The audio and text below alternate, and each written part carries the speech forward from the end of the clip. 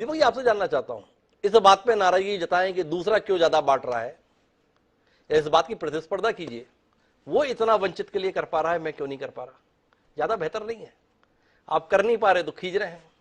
अब अशोक गहलोत 500 रुपए में गैस सिलेंडर उपलब्ध कराने का वादा कर रहे हैं वंचितों को। आप बजट से पहले ही 50 रुपए की बढ़ोतरी करने के संदर्भ में लेकर आ रहे हैं, और इस पर अगर कोई सवाल कर देता है तो आप नाराज हो जाते हैं कि आपको देश की चिंता नहीं है। 350 रुपए आपने कमर्शियल का बढ़ा दिया तो आप नाराज हो जाते हैं, देश के लिए इतना भी नहीं कर सकते। तो थोड़ा दीपक जी आप बताएंगे, आप करते हैं तो बहुत ठीक होता है, दूसरे करते हैं तो वो देश के साथ खिलवाड़ कर रहे हैं, प्रदेश के साथ खिलवाड़ कर रहे हैं। इतने कृपण क्यों हो रहे हैं आप लोगों के संदर्भ में, उदारता के संदर्भ में?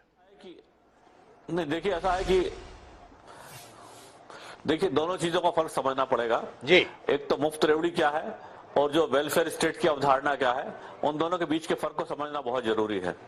अभी मेरे से पहले राकेश पाठक जी ने जो गरीब लोगों के लिए मकान दिए जा रहे हैं, या 80 करोड़ लोगों को जो बुरे वक्त में मुफ्त भोजन की व्यवस्था की गई है, उसको ऑब्जेक्शन लेने की कोशिश की और उसको मुफ्त रेवड़ी कहने की कोशिश की है। मेरा इतना निवेदन है, इतना कहना है कि मुफ्त रेवड़ी और समाज के सबसे कमजोर वर्ग हैं, देखिए ऐसा है कि इस देश में जो भी रिसोर्सेज हैं 140 करोड़ उन सबके मिलके बने हैं, लेकिन बहुत सारा वर्ग ऐसा है क्योंकि जिनके पास शिक्षा नहीं है, स्किल नहीं है और दूसरी चीजें नहीं है, तो बेसिक चीजों तक भी उनकी पहुंच नहीं है। और ऐसे में जब कोरोना जैसा कोई बुरा वक्त आता है और अगर सरकार उनके लिए भोजन की व्यवस्था करती है, तो ना तो ये मुफ्त की रेवड़ी है और ना, जैसा आपने कहा कि दान, ये दान भी नहीं है, ये उनका अधिकार है। देखिए इस भूमि पर जो लोग भी रह रहे हैं, अरे मैं तो आपकी उदारता का बड़ा कायल हूं दीपक विजयवर्गीय जी, और आपके विचारों का भी बड़ा कायल हूं, आपको पता है।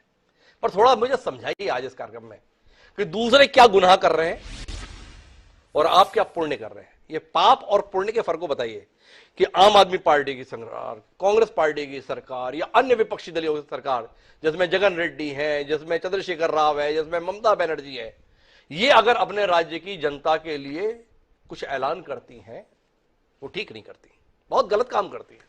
पर आप जो करते हैं ना, वो एकदम ठीक काम करते हैं। तो थोड़ा सा स्पष्ट कीजिए, देखो ये अच्छा काम है, ये बुरा काम है, समझाओ आप। देखिए ऐसा है कि अधिक बिल्कुल सबका आर्टिकल जो 14 है वो कहता है कि इस देश में सब नागरिक बराबर हैं।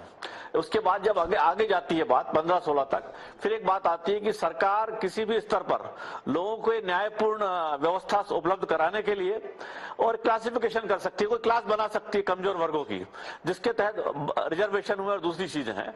इसी तरह जिस भारतीय जनता पार्टी की जिस भी सरकार ने कोई व्यवस्था की है कमजोर वर्गों के लिए, एक क्लास बना के की है केवल उस कमजोर वर्ग के लिए, चाहे महिलाओं के लिए कोई सशक्तिकरण की बात हो, चाहे किसानों के, गरीब किसानों के सशक्तिकरण की बात हो, चाहे मैं समझता हूं दर्जनों योजनाएं गिनाई जा सकती हैं, चाहे दिल्ली में जो मकानों के देने की बात हुई है, अन्न के देने की बात हुई है। दीपक जी मैंने तो पहले ही कह दिया, आपने तो सारा कमाल ही किया हुआ है।